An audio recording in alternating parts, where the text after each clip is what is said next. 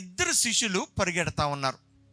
ఒకళ్ళు ఎవరంటే పేతురు, మరొకరు ఎవరంటే పేరు రాయబడలేదు కానీ ఆయన ప్రేమించే శిష్యుడనే యోహాను. ఈ ఇద్దరు పరిగెడతా ఉన్నారు. వాస్తవానికి యోహాను యవనస్తుడు, చిన్న వయసు, పేతురు పెద్ద వయసు. అయితే యోహాను ముందుగా పరిగెత్తాడు కానీ ఆ యొక్క సమాధి లోపలికి వెళ్ళలేదు, బయట నిలబడి చూస్తూ ఉన్నాడు. పేతురైతే ఆలస్యంగా పరిగెట్టాడు కానీ లోపలికి వెళ్ళి నారబట్టలు, ఆయన తలకు చుట్టిన ఆ యొక్క వస్త్రము వేరే చోట ఉండుట చూచాను. దయచేసి గమనించండి, ఆయన సమాధిలో లేడు అనే వార్త ఎప్పుడైతే విన్నారో వారు పరిగెడతా ఉన్నారు. ఎలా పరిగెడుతున్నారంటే దయచేసి గమనించండి, ఒక్కసారి ఆ పిక్చర్ ఆలోచించండి. They were running with anxiety, ఆందోళనతో పరిగెడతా ఉన్నారు. ఎందుకంటే యేసు ప్రభువారు సమాధిలో లేరు, ఆయన ఎత్తుకుపోయారనే వార్త వాళ్ళు విన్నప్పుడు వాళ్ళు చాలా ఆవేదన చెందారు. ఆ యొక్క వేదనతో వారు పరిగెడతా ఉన్నారు. They running with anxiety. The second one is they running with curiosity. ఏదో ఒకటి తెలుసుకోవాలి, ఏమైంది, ఏంటి, అసలు యేసు ప్రభువారికి ఏం జరిగింది. మూడోది ఏంటంటే వాళ్ళు వాక్యాన్ని నమ్మలేదు. యేసు ప్రభువారు తిరిగి లేస్తాడు మూడో దినాన్న అన్న మాట యేసు ప్రభువారు వారికి స్పష్టంగా తెలియజేసినా సరే they couldn't believe that Jesus has risen from the death. ఆ యొక్క లేఖన భాగాలు వాళ్ళు అర్థం చేసుకోలేదు. యేసు ప్రభువారు వారితో పాటు ఉన్నప్పుడు చెప్పిన మాటలు వారు గ్రహించలేదు. వాళ్ళు ఏమనుకుంటున్నారంటే యేసు ప్రభువారు తిరిగి లేచాడనే విషయం వాళ్ళు అర్థం చేసుకోలేదు. కానీ ఎందుకు పరిగెడతారంటే యేసుని ఎవరో ఎత్తుకుపోయారనే ఉద్దేశంతో పరిగెడతా ఉన్నారు. ప్రియ దేవుని బిడ్డ, క్రైస్తవ సంగమా, ఈనాడు ఈ లోకంలో మనం చూసినట్లయితే అనేక మంది పరుగులు పెడతా ఉన్నారు, అనేక విషయాల కొరకు పరుగులు పెడతా ఉన్నారు. Maybe they running with anxiety, ఆందోళనతో పరిగెడుతున్నారేమో, ఏం జరుగుతుందో ఏమిటో అని జీవితంలో ఎంతో అలసిపోయి ఉంటున్న వారు పరిగెడతా ఉన్నారు. The second one is maybe they running with curiosity. ఏం జరిగిందో తెలుసుకుందాం, ఏమవుతుందో తెలుసుకుందాం, అక్కడ ఏం జరిగిందో వాస్తవానికి అనుకొని లోకంలో చాలా మంది పరిగెడతా ఉన్నారు. మూడో రకమైన వ్యక్తులు, they running but they don't believe the scriptures. వాళ్ళు పరిగెడుతున్నారు కానీ వారు ఏం చేస్తారంటే లేఖన భాగాలు అర్థం చేసుకోలేకుండా పరిగెడతా ఉన్నారు. పరిశుద్ధ బైబిల్ గ్రంథంలో 3 రకాల పరుగులు ఉంటున్నాయి. మొదటి పరుగు ఓపికతో పరిగెడదాం. మొదటి పరుగు ఏంటంటే ఓపికతో పరిగెడదాం. ఇంత సాక్ష్య సమూహం మన ఎదుట ఉంటుండగా మనమును ప్రతి దాని విషయంలో సులువుగా చిక్కులు పెట్టి పాపం నుంచి విడిచిపెట్టి మన ముందున్న పందెంలో ఓపికతో, హెబ్రీయులకు రాసిన పత్రిక 12వ అధ్యాయం 1వ వచనం దయచేసి చూద్దామా. హెబ్రీయులకు రాసిన పత్రిక 12వ అధ్యాయం 1-2 వచనాలు. ఇంత గొప్ప సాక్ష్య సమూహము మేఘం వలె మనలను ఆవరించి ఉన్నందున మనము కూడా ప్రతి భారమును సులువుగా చిక్కులు పెట్టి పాపమును విడిచిపెట్టి విశ్వాసమునకు కర్తయు దాన్ని కొనసాగించు వాడువైన యేసు వైపు చూచుచు మన ఎదుట ఉంచబడిన పందెములో ఓపికతో పరిగెడదాం. దేవునికి స్తోత్రం. ప్రియ దేవుని బిడ్డ, ప్రియ క్రైస్తవ సంగమా, ఈ దినాన్ని నువ్వు పరుగులు పెడుతున్నావేమో, దేని కొరకు పరుగులు పెడుతున్నావు నాకైతే తెలియదు కానీ దేవుని యొక్క లేఖన బాగా సెలవిస్తుంది, ఓపికతో పరిగెడదాం. దేవునికి స్తోత్రం. హల్లెలూయా. కొన్నిసార్లు కొన్ని సందర్భాల్లో అనుకున్నది జరగకపోతే కంగారు పడతా ఉంటాం, అనుకున్నది అవ్వకపోతే వేదన చెందుతూ ఉంటాం. We have been running in our life. కొన్నిసార్లు కొన్ని సంఘటనలు మనం తరుగుతూ ఉంటాయండి. ఎలా తరుగుతాయండి అంటే చాలా సందర్భాల్లో మనకి జీవితంలో ఏమైపోతుందంటే నువ్వు చేయని నేరానికి నువ్వు పరుగులు పెడతా ఉంటావు. ఏంటి ప్రభువా, ఏంటి నాకు ఈ కష్టం, ఏంటి నాకు ఈ బాధ, ఏంటి నాకు ఈ శ్రమ. కానీ లేఖన భాగాలు సెలవిస్తున్నాయి కదా, ఓపికతో పరిగెడదాం. దేవునికి స్తోత్రం. Have patience in our life. మన జీవితంలో ఎప్పుడైతే ఆ ఓపిక సహనం ఉంటుందో నువ్వు ఎలాంటి పరుగు పందెనైనా సరే నీ జీవితంలో జయించగలవు. ఈ ఆత్మీయ యాత్రలో నా జీవితం కావాల్సింది ఏంటంటే మొట్టమొదటిది ఓర్పు. నువ్వు ఈ పందెంలో ఓర్పుతో పరిగెట్టాలి. కంగారు పడద్దు. Don't get panic, don't get disappointed. నిరాశ పడవద్దు. నిస్పృహతో నాకు ఏం జరగటం లేదు, ఎందుకు నా పరిస్థితి, ఏంటి నా పరిస్థితి కూడా దిగులు చెందుతున్నావేమో. ఓపిక సహించు. ఒకరోజు నీ యొక్క పరుగుకి గొప్ప విలువ ఉంటుంది. దేవునికి స్తోత్రం, హల్లెలూయా.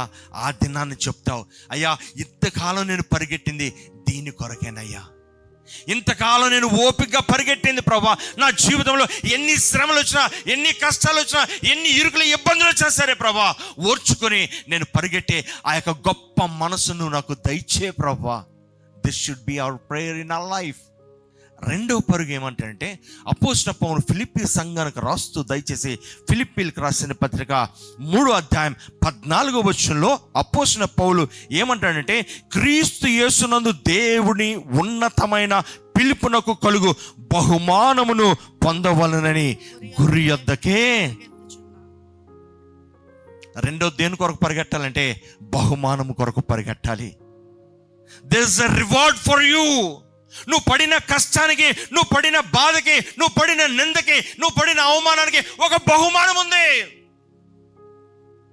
దేవుని నమ్ముకున్న వారికి కష్టాలు వచ్చినాయంటే సునాయాసంగా రావండి. దేవుని నమ్ముకున్న వారికి కష్టాలు వచ్చినాయి అంటే ఆ కష్టాల వెనక దేవుడు ఒక గొప్ప మర్మాన్ని దాచిపెట్టి ఉంచాడు.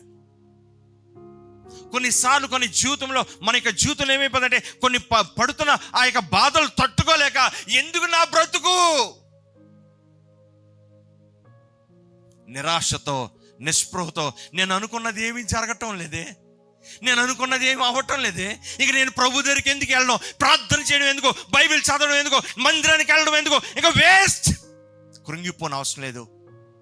దేవుని నమ్ముకున్న బిడ్డలకి ఎన్ని శ్రమలు వచ్చినా, ఎన్ని గాలి తుఫాన్లు వచ్చినా, భయంకరమైన పరిస్థితులు వచ్చినా సరే నువ్వేం కృంగిపోని అవసరం లేదు. Keep running, there is a reward for you. నిరాశ పడక, నిస్పృహ చెందక, దిగులు పడక. ఆనాటి శిష్యుల యొక్క పరిస్థితి ఒక్కసారి గమనిస్తే, యేసు ప్రభువాన్ని భయంకరంగా సిలువ వేశారండి. ఆ సిలువ ఒక్కసారి ఆ యాత్రని జ్ఞాపకం చేసుకుంటే గుండెలు అవిసిపోతున్నాయి, బెదిరిపోతున్నారు శిష్యులు, బయటికి రావడానికి బెంబేలెక్కిపోతున్నారు. అలాంటి పరిస్థితిలో ఒక వార్త వినపడింది, యేసు సమాధిలో లేడు. The two disciples were running to the tomb. ఆ ప్రభు యొక్క సమాధి దగ్గరికి ఇద్దరు శిష్యులు పరిగెడతా ఉన్నారు. దేని కొరకు పరిగెడుతున్నారంటే, they were running with anxiety. మొదటిది ఓపికతో పరిగెడదాం, రెండవది బహుమానం కొరకు పరిగెడదాం, మూడోది అదే అపోస్తలుడైన పౌలు కొరింథీ సంఘానికి రాస్తూ కొరింథీలు రాసిన మొదటి పత్రిక 9వ అధ్యాయం 24వ వచనం నుంచి కొన్ని మాటలు చదువుకుందాం. పందెం రంగమందు పరిగెత్తు వారందరూ పరిగెత్తుదురు గాని ఒక్కడే బహుమానం పొందనని మీకు తెలియదా? మూడో పరుగు చాలా లోతైన అనుభవం అండి. మొదటి పరుగు ఏంటంటే ఓపికతో పరిగెట్టాలి. రెండో పరుగు దేని కొరకనంటే బహుమానం కొరకనంటే పరిపూర్ణమైన ఆత్మీయ విశ్వాసంలో మనం పరిగెట్టాలి. And the third one is general running. అందరూ పరిగెడతా ఉన్నారు కానీ పరుగు పందెంలో ఎవరికి బహుమానం అంటే ఒక్కడికే బహుమానం. ఆ తర్వాత అంటాడు, దయచేసి చూద్దామా. అటువలే మీరు బహుమానం పొందునట్లుగా పరుగెత్తుడి మరియు పందెమందు పోరాడు ప్రతివాడును అన్ని విషయములందు మితముగా ఉండును. ఏమైందంటే పందెంలో పరిగెట్టేవారట అన్ని విషయంలో మితముగా ఉండాలట. ప్రియ దేని బిడ్డ, ప్రియ క్రైస్తవ సంగమా, మొదటిది అపోస్తలుడైన పౌలు అంటాడు, మితిమిగా ఉండడం నేర్చుకోవాలట. మితిమిగా ఉండడం అంటే మనల్ని సెల్ఫ్ కంట్రోల్ చేసుకోవడం. ద సెకండ్ వన్, మితిమిగా ఉండడం అంటే we need to have the discipline in our life. క్రమశిక్షణ అనేది చాలా అవసరం. If you don't have the discipline in your life, నువ్వు పందెంలో పరిగెట్టేటప్పుడు ఒక క్రమము కలిగి ఉండాలి. When you have that discipline, automatically the way makes you, ఆ యొక్క మార్గం మనకి ఆటోమేటిక్గా తెరవబడుతుంది. ఓర్చుకో, సహించుకో, అనేక సార్లు చాలా మంది ఏమంటారంటే మన బాధలు చెప్తే కొంచెం ఓర్చుకోండి సిస్టర్, బ్రదర్ ఇవన్నీ మామూలే బ్రదర్, కొంచెం ఓర్చుకోండి. ఎక్కడ ఓర్చుకో, మండిపోతుంటారు లోపల. నీ ఓర్పు, నీ సహనము, నీ యొక్క సెల్ఫ్ కంట్రోల్, నీ డిసిప్లిన్ ఏం చేస్తుంటే నీ పందెంలో నీకు బహుమానం ఇవ్వడానికి పరుగు పెట్టించేస్తుంది.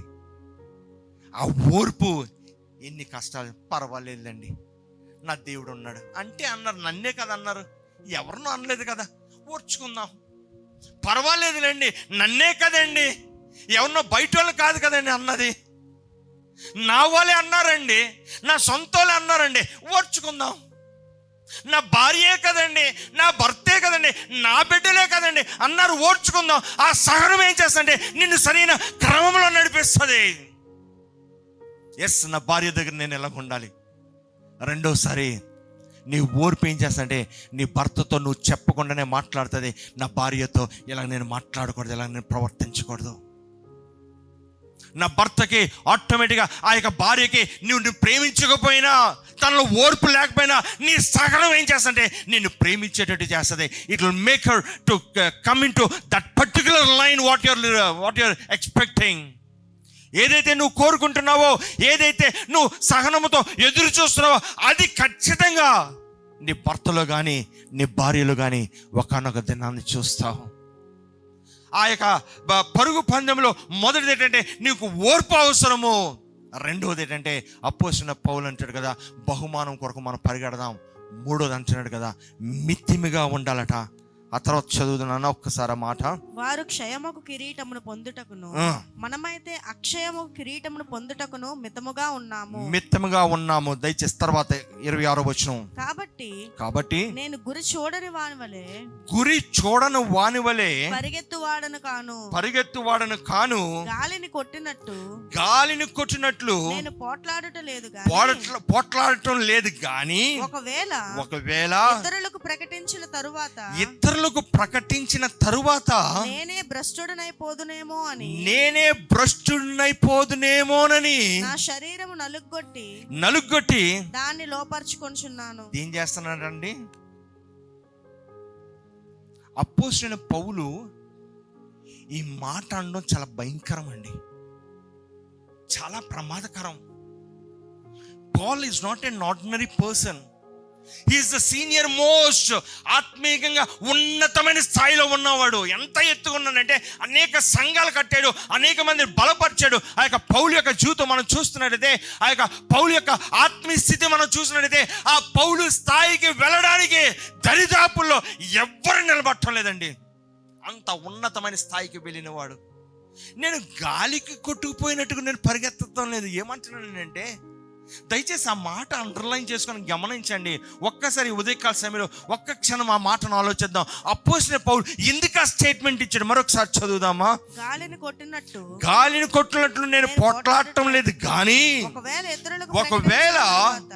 ఇతరులకు ప్రకటించిన తరువాత నేనే భ్రష్టుడైపోదునేమోనని నా శరీరం నలుగొట్టి.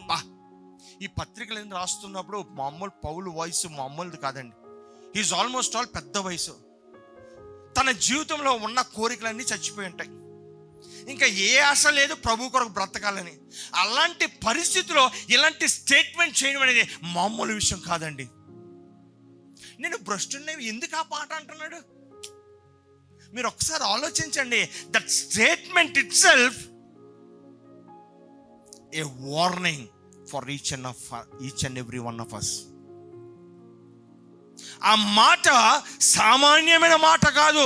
నేను గాలికి కొట్టుకుని పోనట్లు నేను పొట్లాడటం లేదు కానీ దేనికి పొట్లాడుతున్నానంటే, ఒకవేళ నేను నా శరీరాన్ని నలగొట్టుకోకపోతే, నా శరీరాన్ని స్వాధీనపరచుకోకపోతే, నాకు సెల్ఫ్ కంట్రోల్ లేకపోయినట్లయితే, నా జీవితంలో ఆ డిసిప్లిన్ నేచర్ లేకపోయినట్లయితే, ఒకవేళ నేను భ్రష్టుడినైపోతానేమో అని భయముతోట తను నలగొట్టుకుంటున్నాడు. దేవునికి మహిమ కలుగును గాక. ప్రియ దేవుని బిడ్డ, ప్రియ క్రైస్తవ సంగమా, ఒక్కసారి మనం పరీక్షించుకుందాం. అపోస్తలుడైన పౌలు లాంటి వాడే తను అంతగా అలాంటి భయంకరమైన స్టేట్మెంట్ ఇచ్చాడనంటే, నా జీవితం ఏ పాటిదండి? నా బ్రతుకు, ఆత్మీయ బ్రతుకు ఏ పాటిది?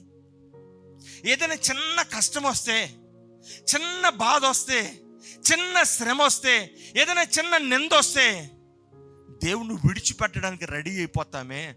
అపోస్తలుడైన పౌలు అంటున్నాడు, అప్పటికే ఎన్ని శ్రమలు పడ్డాడంటే అన్ని శ్రమలు పడ్డాడు, ఎన్ని బాధలు పడ్డాడంటే అన్ని బాధలు పడ్డాడు, ఎన్ని నిందలు పడ్డాడంటే అన్ని నిందలు పడ్డాడు.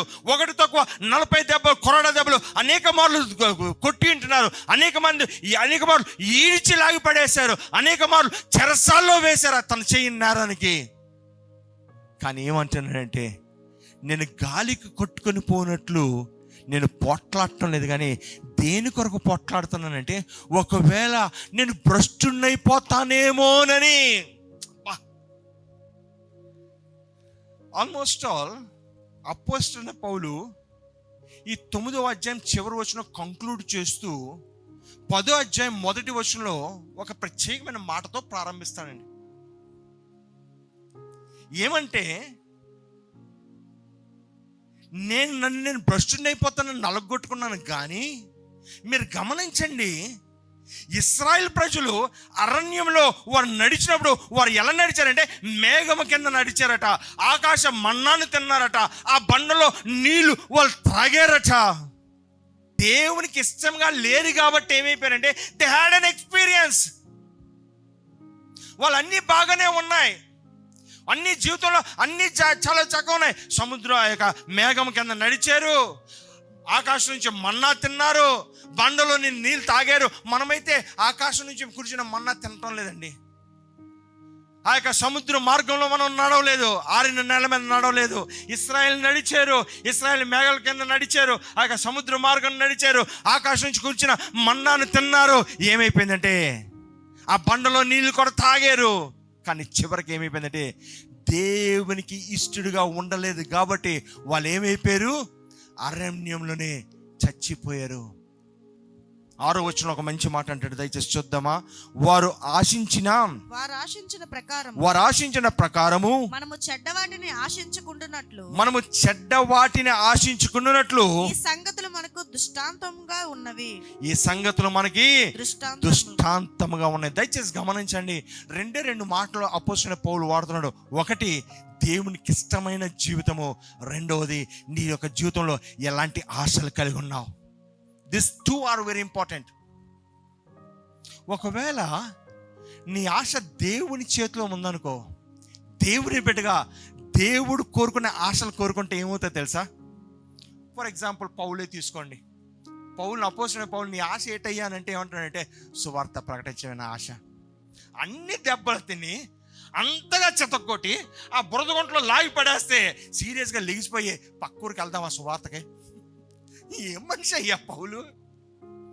ప్రియ దేవుని బిడ్డ, ప్రియ క్రైస్తవ సంగమా, అపోస్తలుడైన పౌలు ఏంటయ్యా నీ ఆశ అంటే అంటాడు కదా, సువార్త ప్రకటించడమే నా ఆశ.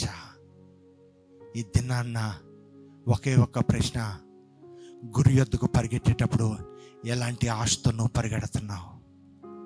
What kind of desire do you have in your life? నీ జీవితంలో ఎలాంటి ఆశ కలిగి నువ్వు జీవిస్తున్నావు? నీ ఆశలో నిన్ను కంట్రోల్ చేస్తున్నాయా?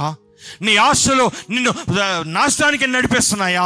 లేకుంటే నీ ఆశలో ఆత్మీయంగా ఉన్నతమైన స్థితికి ఎదగడానికి నడిపిస్తున్నాయా? తల ఉంచి ప్రార్థన చేసుకుందాం. నీ గమ్యం ఏమై ఉండాలంటే ప్రభు కొరకు నేను పరిగెట్టాలి.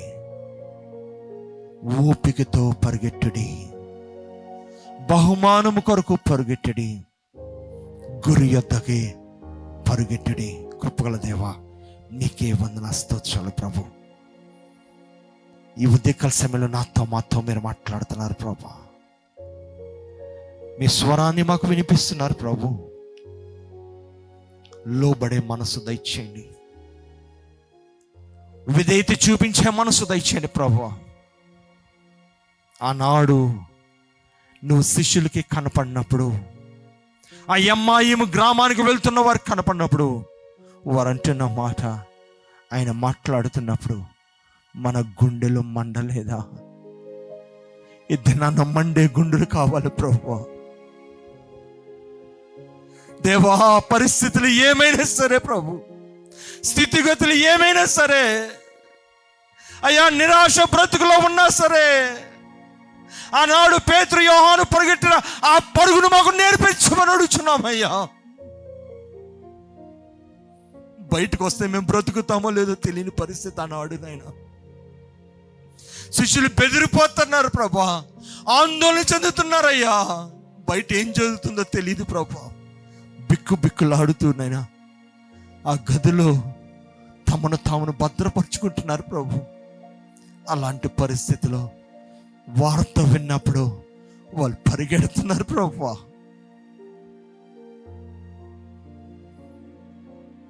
అలాంటి ఆత్మీయ పరుగు నీవు మాకు దయచే ప్రభు. ఆత్మీయ స్థితిలో అయినా మేము ఉన్నతమైన స్థాయికి ఎదగడానికి ప్రభు, ఆ కన్వర్షన్ ఆఫ్ లైఫ్ నైనా, ఆ క్రూసిఫికేషన్ ఆఫ్ లైఫ్ నైనా, ఆ ట్రాన్స్ఫర్మేషన్ ఆఫ్ లైఫ్ నైనా నువ్వు మాకు దయచేయమని అడుగుతున్నావు ప్రభు. ఆ ఉన్నతమైన స్థాయికి ఎదగడానికి, ఆత్మీయంగా ఒక ఉన్నతమైన స్థాయిలో మేము నిలబడడానికి అట్టి కృప మా అందరికీ దయచేయమని అడుగుచు యేసు అతి పరిశుద్ధ నామంలో బ్రతిమలాడి వేడుకుంటున్నాము తండ్రి. అందరూ చెప్తాం ఆమేన్.